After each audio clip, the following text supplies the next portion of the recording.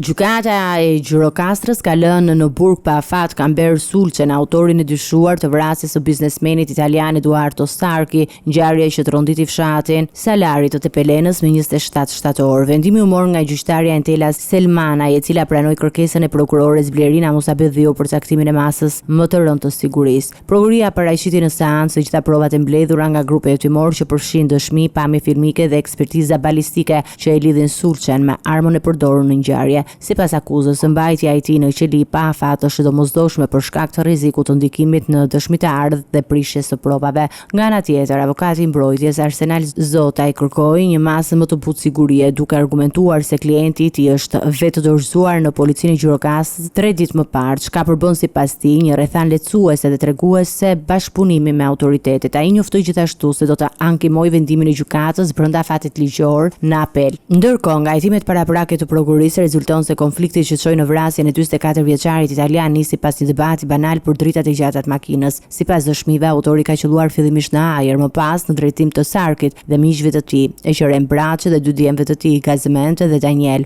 Një nga plumbat goditi biznesmenin në kofsh, duke i shkaktuar gjakderdhje të madhe që i mori jetën në vend. Hetimet për ngjarjen vazhdojnë ndërsa prokuria po verifikon nëse sulmi ishte i qëllimshëm apo pasojë një përplasje të momentit. Ngjarja që tronditi komunitetin lokal dhe mori vëmendje të gjërë në Itali vijon të mbetet e mbuluar nga shumë pikpyetje.